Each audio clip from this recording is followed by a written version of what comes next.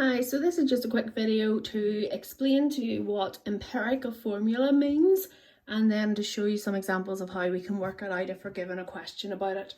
So our definition of an empirical formula is a formula which shows the simplest whole number ratios of atoms of each element in a compound. Now that might be a bit confusing just to read it like that. And what does it actually mean? So here's an example at the bottom. If we have a molecule that's called ethene, now you haven't met these yet, but you will do next year. And the formula for ethene you can see here is C2H4. Now what that means is it's got 2 atoms of carbon joined to 4 atoms of hydrogen in the molecule. That's its molecular formula, or the formula of ethene. But if we were to try to put this into simplest whole number ratio of atoms, we would have, it's a 2:4 ratio, which is 2:4, which is the same as a 1:2 ratio. So the empirical formula of ethene is CH2. Now, ethene is not the only compound that has the empirical formula for CH2. So in questions where we're asked to work out empirical formula, it's just that we're working out, it's only the empirical formula. It might not be the molecular formula. Now in some cases it is the molecular formula and you might recognise the compound once you have it worked out. But just bear in mind, depending on what way the question's been worded, it might just be asking you to work out this empirical formula, and there could be lots of other compounds that have the same empirical formula. So let's have a look at some examples. We're going to try. For parts of this you're going to need your periodic table, so make sure you have that at hand. And I've got 3 examples for you, and then I'll look at one past paper question where this comes up in it. So the first one we're going to look at is this one, where it asks you to work out what is the empirical formula of a compound that contains 27.3% carbon and 72.7% oxygen.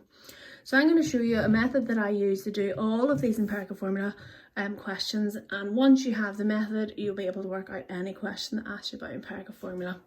So the first part of it, stage, is that you're going to divide by the relative atomic mass, and you get the relative atomic mass for the element that you're looking for from the periodic table. So in this case we're looking at carbon and oxygen, which is relative atomic mass for carbon is 12 and oxygen is 16. So I'm going to work this out. Then I'm going to put my carbon at one side and my oxygen at the other side. So step 1, I'm going to look at the percentages in the question. So 27.3 divided by the relative atomic mass. So step number 1, divide by relative atomic mass, and for carbon it's 27.3 divided by 12, and for oxygen it's 72.7 divided by 16. So that equals, again you just type it into your calculator and you'll get your answer. And I've already got this worked out just to speed up the video a little bit, but you can double check my calculations. So this one gives you 2.275 and this one is 4.544. So stage 2 then is we're going to divide by the smallest number. So in this case the smallest number is 2, so it means the smallest number between these two, so it's 2.275, and we're going to divide both of them by the same number. Okay, and that gives me 1, and when I divide 4.544 divided by 2.275 I get 1.997. And then our final stage is we find our whole number ratios. Now some of them, like this one, is going to be really easy because actually 1.997 is so close to a whole number that we're going to say it's 1:2 ratio. We've got a 1:2 ratio. If we think back to our definition, it's our simplest whole number ratio. So it's a 1:2 ratio, which means for every carbon there's 2 oxygens. So my empirical formula is CO2, which you might recognise as the formula for carbon dioxide gas.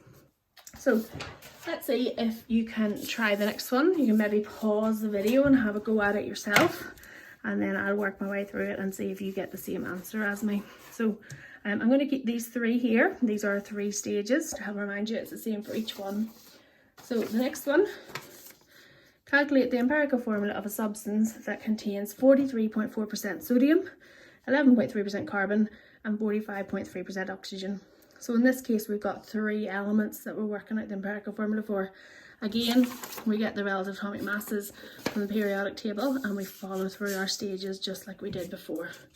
So I'm going to start with sodium, carbon and oxygen along the top. So Number 1, I divide by my relative atomic mass. So I've got 43.4 divided by 23. I've got 11.3 divided by 12 and 45.3 divided by 16. Okay, that gives me 1.89, 0.94 and 2.83. So that brings me to stage 2. I'm going to divide by the smallest number, which in this case is 0.94. So I'm going to divide all of them by 0.94, and that gives me 2.01, 3.01. So my third stage is find my whole number ratios. So you can see these are really close to whole numbers.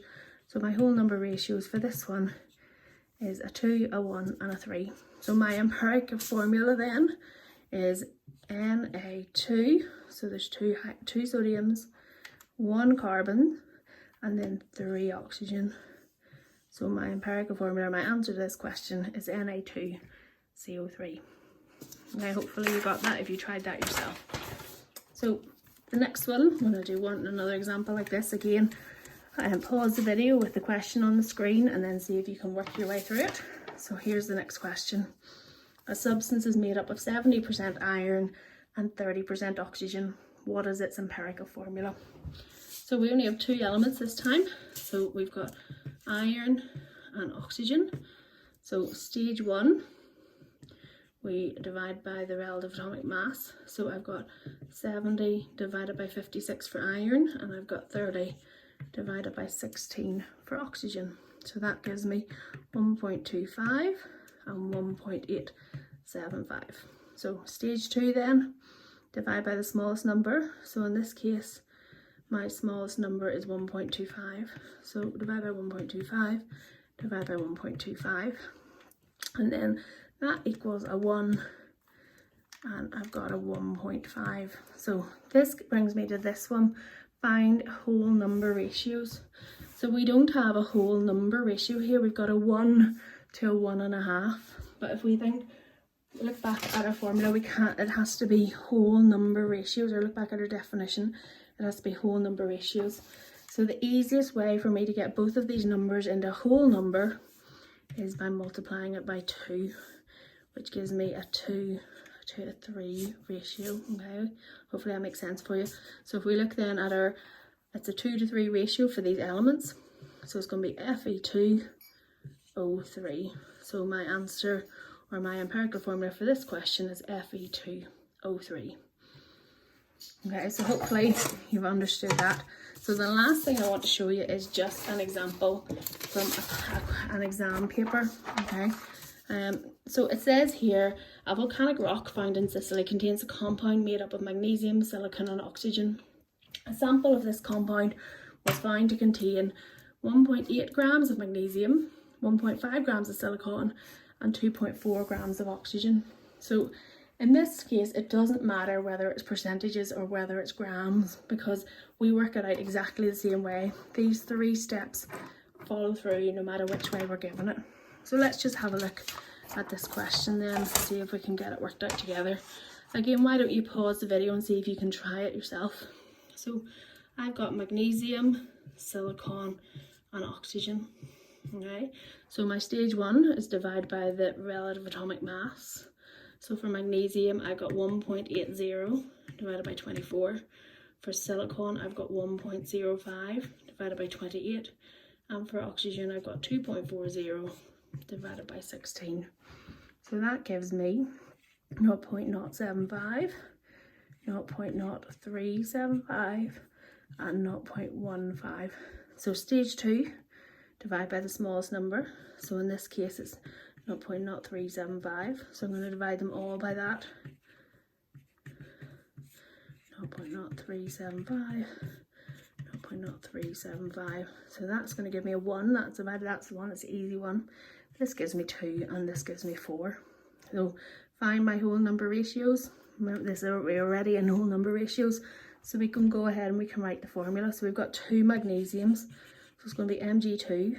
We've got 1 silicon, Si, and we've got 4 oxygens. So my answer to this question, or my empirical formula, is Mg2 SiO4. hopefully that explains it a wee bit, and yeah, you can work through the examples in your book.